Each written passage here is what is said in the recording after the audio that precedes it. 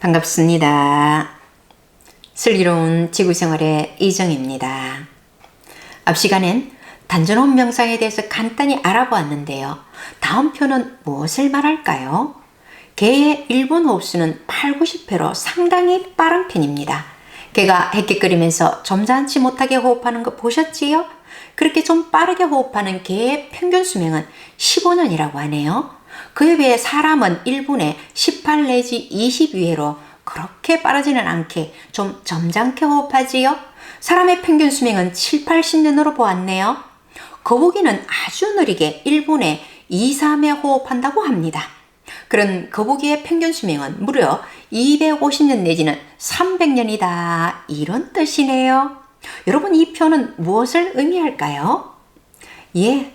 호흡이 짧으면 명이 짧고 호흡이 길면 명이 길다는 뜻이지요. 다시 말씀드리면 호흡의 길이는 명의 길이와 같다는 것입니다. 즉 호흡이 길면 명이 길고 호흡이 짧으면 명이 짧다는 뜻입니다. 앞 시간에 말씀드렸습니다만 아기가 태어날 때는 단전호흡을 한다고 하였지요. 아기는 단전까지 호흡을 길게 하므로 명이 길게 남아있다는 뜻이기도 합니다. 아기처럼 단전호흡을 하는 것이 바로 인간 본래의 호흡이라고 하였지요. 그러다 자라면서 점점 호흡이 윗배로 올라갑니다. 사춘기가 되면 누구나 급격한 감정의 변화를 겪습니다. 호흡이 가슴으로 올라갑니다. 흉식호흡을 하며 호흡이 짧아집니다. 이 흉식호흡은 동물의 호흡이라고 하였지요. 우리가 지금 동물의 호흡을 하고 사는 것이라고 하였지요. 나이가 들어 노화가 진행되면 흉식호흡도 힘들어져서 어깨를 들썩이며 호흡을 합니다. 그러다 죽기 직전에 이런 사람의 호흡은 어떻든가요? 어디로 호흡을 하나요? 가슴도 어깨도 아닌 목으로 깔딱깔딱 숨을 쉬다가 돌아가시면 또 뭐라고 하나요? 목숨이 끊어졌다라고 하지요. 겨우 목으로 숨을 쉬다가 끊어져 돌아가셨다는 뜻입니다. 참 우리나라 말이 정확하지요. 그러니까 임종시에는 호흡이 끊어졌다는 말보다는 목숨이 끊어졌다는 말이 훨씬 정확한 표현이라는 것이지요. 그렇게 호흡이 짧아진다는 것은 명이 얼마 남지 않았다는 것이지요. 그래서 호흡의 길이는 명의 길이와 같다고 하는 것입니다.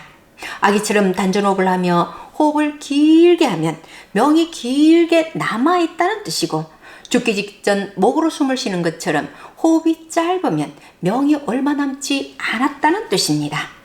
거북이가 1분에 2, 3회 호흡하는데 수명이 250년 내지 300년이라고 하였는데 단전호흡을 좀 하신 분들은 1분의 호흡을 한 번도 안 하기도 합니다. 그리고 명상시간 외에 생활하면서 무의식 중에도 단전호흡을 하므로 호흡이 길어집니다. 그러니까 명대로는 살 수 있겠지요. 사고 등 다른 이유로 명이 짧아지는 것은 어쩔 수 없다 하더라도 그렇지 않으면 타고난 명대로는 살 수 있다는 말씀입니다. 호흡을 어떻게 하느냐가 얼마나 중요한지 다음 표를 보시면서 한 번 더 보시겠습니다. 대부분의 사람들이 폐로 하는 흉식호흡을 하기 때문에 흉식호흡을 기준으로 하여 산소 흡수량과 기운의 양을 1로 가정하겠습니다. 이때 심호흡이라고 하는 복식호흡을 했을 때 산소 흡수량은 흉식호흡을 했을 때의 2, 3배, 기운의 양은 4, 5배라고 합니다. 단전호흡을 했을 때 산소 흡수량은 흉식호흡을 했을 때의 5, 6배, 기운의 양은 100배 이상이라고 하고요. 집중도에 따라서 기운은 10,000배 이상도 가능하다고 합니다. 단전호흡을 했을 때가 흉식호흡을 했을 때보다 산소와 기운의 양이 이렇게 엄청나게 차이가 나니 사람이 활력이 있고 질병에 치유될 수밖에 없겠지요. 다시 한번 말씀드리면 호흡의 길이는 명의 길이와 같습니다. 즉 단전호흡처럼 호흡을 길게 하면 명이 길어지고 호흡을 짧게 하면 명이 짧아질 수밖에 없다는 것이지요. 그렇게 될 수밖에 없는 이유는 짧은 호흡인 흉식호흡과 긴 호흡인 단전호흡을 했을 때 산소와 기운의 양이 엄청난 차이를 주기 때문입니다. 기운은 집중도에 따라 10,000배 이상도 가능하다고 하였지요.